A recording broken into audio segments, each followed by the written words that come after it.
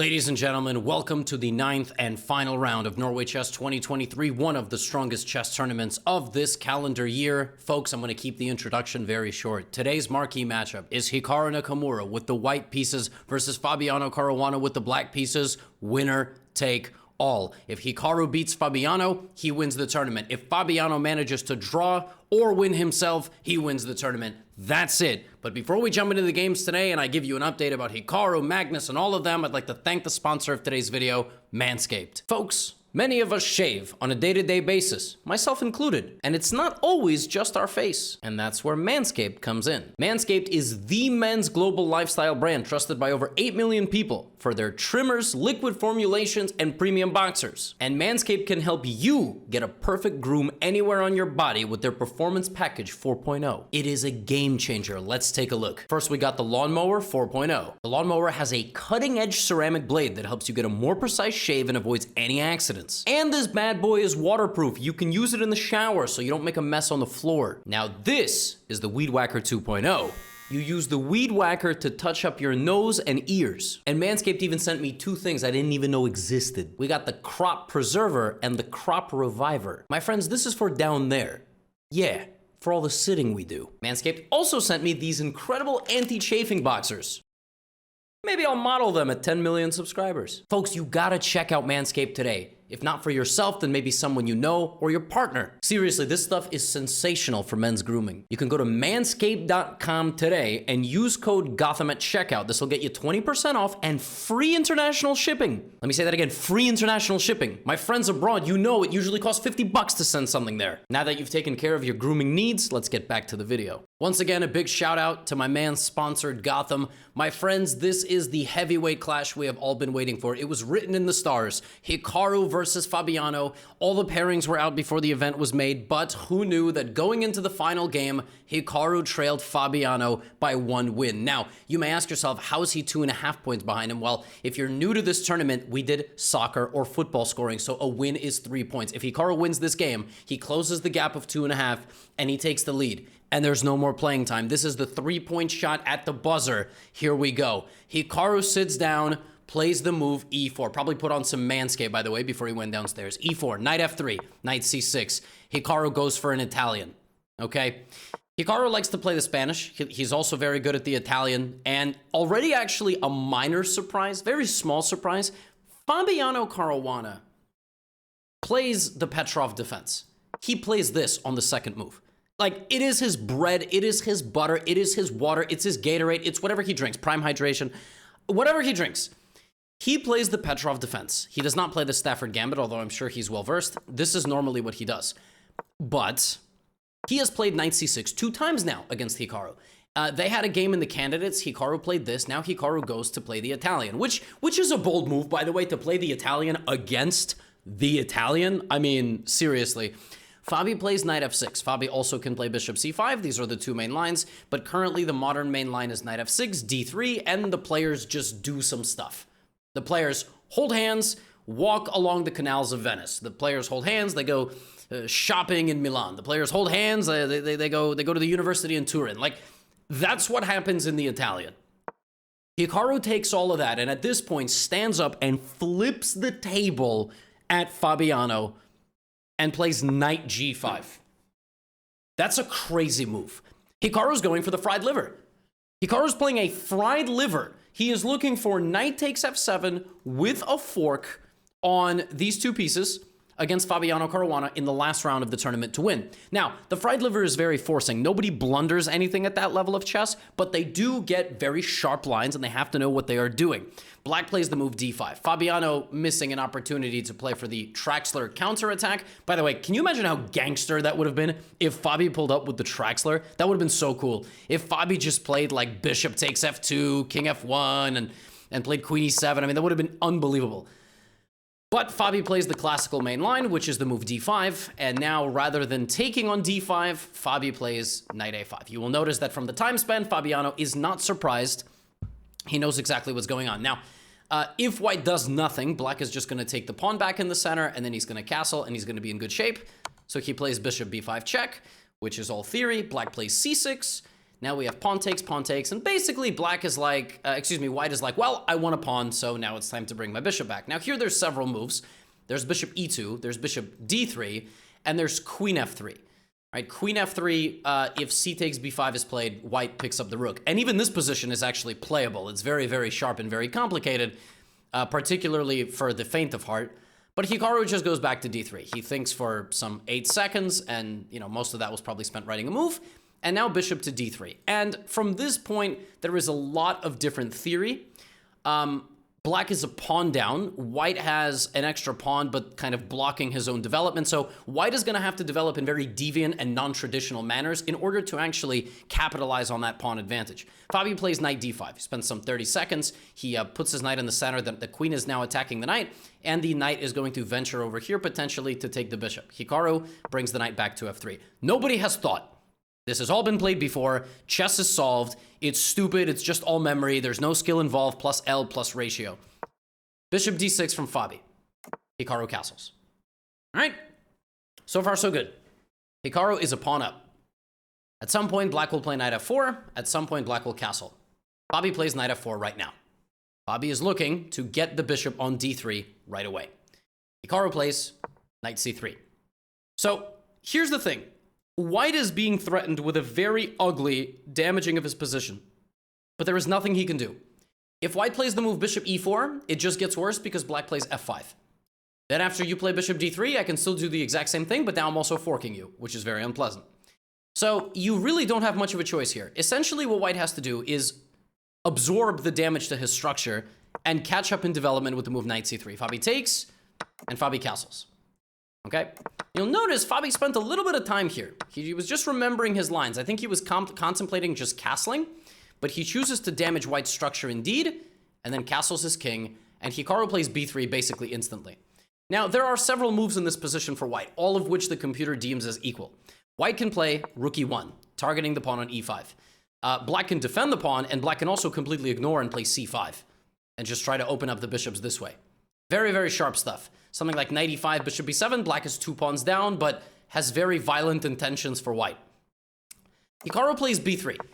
Okay, b3 is a very simple move. White wants to develop the bishop on this diagonal. That's it, at some point. He also would like to move the knight somewhere there, targeting the squares, targeting the bishop. And here Fabi spends another several minutes and just develops his rook. Fabi can play rook e8, he can play bishop a6 attacking this, he can play c5, he plays the move rook e8, and Hikaru plays rook e1. Nothing complicated about this position. Here, for the first time in a while, Fabi spent time. He played c5 after spending 14 minutes. Again, there is a lot of stuff that black can do here. And the thing is, why playing the fried liver is genius at this level. It's a genius opening to play when the person has no idea that it's coming. Not because it's going to win you the game. Not because Hikaru's going to win Fabi's queen and rook and checkmate him in 8 moves like it's possible in the fried liver. It's because, yes, Fabi could have reviewed the lines recently. Yes, Fabi can know some of the computer lines, but he does not have as deep of an experience in some of these lines as he might otherwise, and especially if Hikaru has just spent hours looking at these lines and reviewing and kind of digging up new ideas. This is how chess is played at the highest level. You show up to a game with a new idea. So rook e1, rook e8, rook e1, and now c5. So Fabi could have played f6. He could have played bishop a6. A move like f5 looks nice and aggressive, also potential, right? But he played c5. Good thing about c5, completely clamps the dark squares. Bad thing about c5, could very well be a target. You are clamping the dark squares, but you could just succumb to the pressure of the white position. Knight e4, bishop a3, rook c1, all coming. That pawn is just a sitting duck. Hikaru plays bishop a3. Okay, Hikaru also could have played knight e4, targeting some pieces here, all right?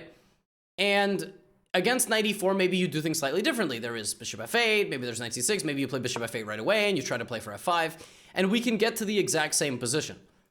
For example, in this position, if you play bishop a3, targeting this pawn, black doesn't even have to defend it. Black can actually just play the move knight c6 because he has counterplay on the pawn on d3, that stupid pawn that he helped create several moves ago. So that happens. Hikaru plays bishop a3, Fabi plays knight back to c6, and gets to this position, and now we have rook c1. However, at this point, self-doubt had set in. And I think Fabi must have thought something went a little wrong, because right around here, he was seen on camera kind of talking to himself. I mean, that's what it looked like. It seemed like there was some clip, and he's just sort of sitting there. Hikaru's not in front of him, because that would have been a bad, game plan giveaway. It was clearly something upsetting him, and for Fabiano to spend 14 minutes to push this pawn, maybe he was mixing up some lines. He was remembering something he was supposed to do. Maybe c5 was completely fine. But when you're down some 20 minutes on the clock, and you get to a situation and you're unhappy, you're gonna do something a little drastic. You're gonna do something a little bit out of character. And in this position, it is absolutely true, black cannot defend this pawn. I just said that. But what black has done here in every game that has reached this position is black has played knight to b4. The idea being to get the pawn out of danger if white takes, and if white takes on c5, then black has bishop takes, rook takes, and this fork. Clearly, Fabiano did not like something about the move knight b4. It already could have been that he thought that he messed something up. It already could have been that. I don't know what he didn't like about the move knight b4. Fabiano Caruana saw the move knight b4, but he didn't like it, and instead he played f5. And he played it pretty quickly, because this is what he set out to do. The move f5 is forcing white to take the pawn. That's what it's doing. And he does. Hikaru is now up 2 pawns, and Fabi is fighting back. He centralizes his queen.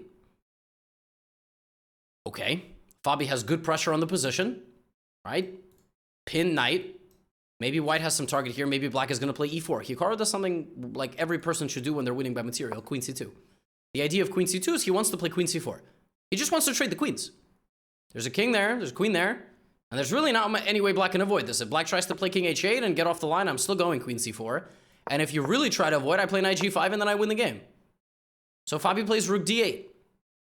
Fabi plays rook d8 and queen d5. He spent 30-something minutes on queen d5. The move f5 was played. Fabi knew knight c5 was going to happen. Okay? He then spent 30 minutes coming up with his next move. That's a bad sign. Queen c2, queen c4. Hikaru trades the queens. Hikaru's just up 2 pawns. Hikaru can breathe easy. He is 2 pawns up. He wins this game. He wins Norway chess. He wins 700-something thousand Norwegian krona, which is something like 75,000 USD. Hikaru brings the other rook.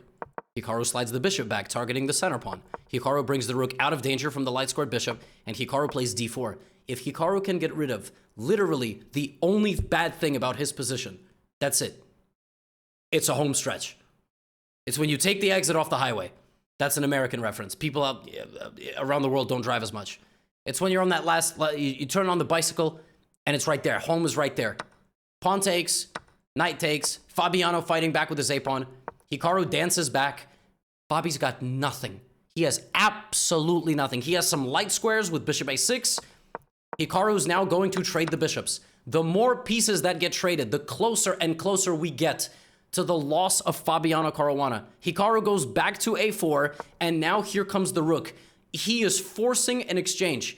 And the bad thing for Fabi is his pawns are in decent shape, but they are split. Knight b4, the rook slides confident. At some point, Hikaru is going to play h4 to avoid getting back rank mated. Hikaru is also completely unafraid of getting a damage to his structure. He's 2 pawns up. It's rook knight 6 versus rook knight 4. You're not going to win this. You're not going to win this. He's going to get to that pawn. He's going to push his 2 on 0. Rook e8. Fabi does this. Now Hikaru's going for the f-pawn. Fabi defends. Hikaru's centralizing his knight, puts the knight on c4, activates the king from the back rank, so there's no more problems. And now it's a delicate dance. It's a very, very, very delicate configuration of the pieces. Rook into d6. There goes the knight to d5. Knight c7 galloping in. Knight comes back to attack the rook on f8. Pawn to f4. h5. Taking away all of the oxygen from the black pieces. Hikaru marches down the board. And on move 55, with rook d8, with d5, with the knight coming in, with the f-pawn marching, with the king approaching as well, Fabiano Caruana resigned, and Hikaru wins on demand. He wins Norway Chess 2023. He is now officially, no more races, #2 in the world on the classical chess rating list. Damn.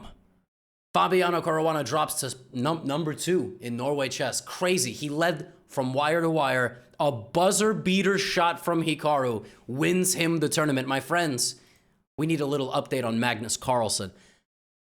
Magnus has not won a game in classical chess in this tournament. If he does not win this game, it will be the first time in 16 years Magnus has played a classical chess tournament and not won a game.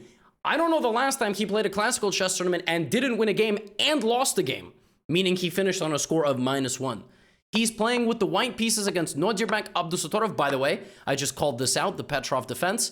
I thought Fabi was going to play it, right? Big updates. Hikaru, absolute gangster. But we got to figure out what's going on with Magnus. He plays D3 and now D4. It's a symmetrical structure. And we see him grab the bishop. Grab the bishop. Play C3. Nodirbek wastes no time at all, fighting straight back. You see, if Nodirbek doesn't move that pawn, if Nodirbek, I don't know, plays something like knight D7, probably white is going to play this move F4. It's a very, very instructive positional move because what this move does is it creates a backwards pawn. A backwards pawn is a pawn whose neighbors have abandoned it. They've moved forward and the square in front of that pawn is occupied. So that pawn is a target. So instead of getting a backwards pawn created, Nodirbek plays E5 and trades into this position. In this position, white has the most microscopic of advantages, the tiniest of edges, but that is all Magnus will need to get his first win of the tournament at long last. Knight to D2, knight D7. He targets the bishop on E5. Pawn to G3. Very nice move, blunting the bishop. Now he's going to bring his rook. He's going to activate his bishop. Life is going to be good. Good pressure down the center lines. Here comes the goat.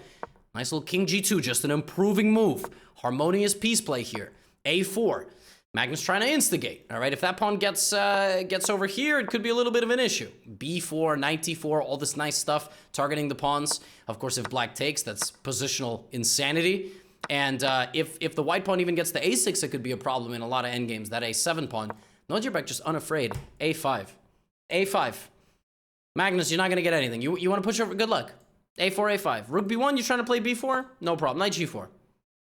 Putting all your pieces over there, but look at my knights.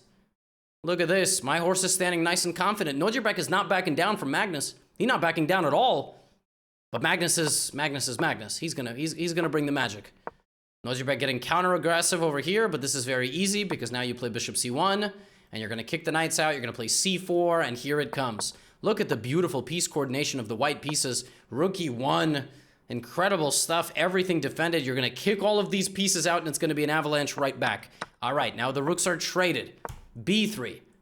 Kicks the knight out of the position. Here comes H4. There we go. Here comes Magnus with H5 on the way. This is it. This is what we've been waiting for the entire game. The bishops are going to punish the black position. If you take on H5, I jump in here with my knight. It's a massive migraine. Nodirbek, however, completely ignoring all of Magnus's transgressions and just plays bishop A7 and says, what about the knight in the center? Yeah, you can isolate all the weaknesses you want, Magnus, but now you got to get the king out of the way.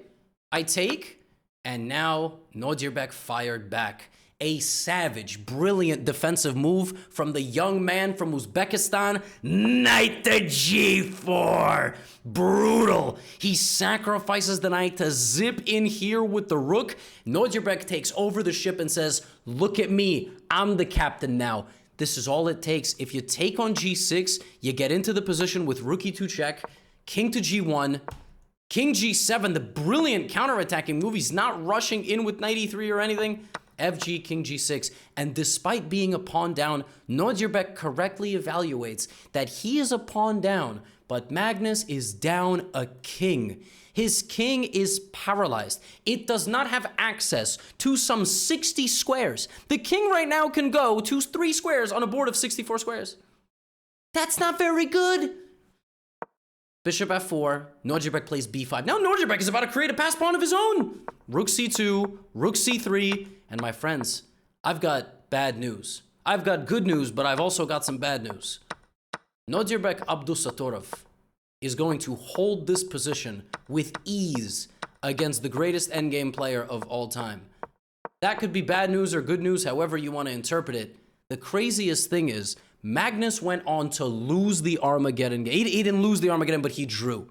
He was unable to beat Nordirbeck in the Armageddon game for the first time since 2007, according to Tarjei Svensson, Norwegian journalist. If since then he's made an updated post, I do apologize. That is what I saw on Twitter. Magnus has finished the classical chess tournament without a victory in slow games. Well, that's what classical chess is. That's crazy. Right now, in classical chess in particular, Hikaru and Magnus were on different, like, they were something's up. And this is not the end, by the way. We had I got a game for dessert. Some of you are here right now. I really appreciate how a couple of videos ago you said, and you put the timestamp, you said I'm still watching. If you're still watching, I got a little dessert game for you. The underdog of the tournament, my friends. Give me like 2-3 minutes, all right? You can last that long. The underdog of the tournament. Arjen Tari, Norway's number 2. He is always invited to this tournament as an opportunity for him to get to play the best players in the world. It's called Norway Chess, after all. It would be a crime if they didn't invite some of the best players of Norway that are not named Magnus Carlsen. They invite Arjen Tari every year. Some years he has great results. He has struggled this year until today. Arjen Tari playing the perennial 2800 superstar, the greatest talent we have ever seen in chess since a guy named Magnus Carlsen. Tari starts out with a Firouzja starts out with a Sicilian. Tari plays bishop b5 check, bishop d3, and in every game that Tari plays, he's doing very well in the opening. He's very well prepared. His openings are very good. For Firouzja to try to win this game, he's going to have to try to take some risk. Look at this pleasant position that White has. Firouzja starts maneuvering, brings his knight back into the center. Tari setting up some nasty intentions with active pieces. A lot of tension in the center of the board. He pushes Firouzja's knights back. g6. Firouzja maneuvers the knight into the white position. Here comes the queen, here comes the bishop, and a crescendo strikes on the 28th move of this game, as right here, Alireza Firouzja sacrifices the knight on g2. Firouzja has come to collect. It is the underdog of the tournament, Arjen Tari, up against the most fiery, ferocious attacker of the modern generation. He's young, he's got plenty of energy. Bishop takes g5, queen g5. This is looking like bad news. And it looks like Arjen Tari will succumb to the calculation skills of the phenom Firouzja. But Arjen Tari had a trick up his sleeve. In this position, he played knight to h3. This move hits the queen. The queen can't move anywhere and defend the knight at the same time. So knight e3 check. Discovery on the king, and the knight is hanging. The queen is hanging there. Knight takes queen. Knight takes queen. Now here, Arjen Tari plays what's called a desperado. If he takes the knight, he's going to lose his knight. So before he takes the knight, he sacrifices his knight on the way out. Knight takes f7. All right? Knight takes f7. He's going to get a pawn, get to this position, and the players will likely be headed for an endgame that will end in a draw. In this position, Alireza would not have it. The knight arrived here. It was looking to take. It was looking to take. And Alireza did something that I absolutely do not understand. He kept his knight alive at the cost of a crucial pawn in his position.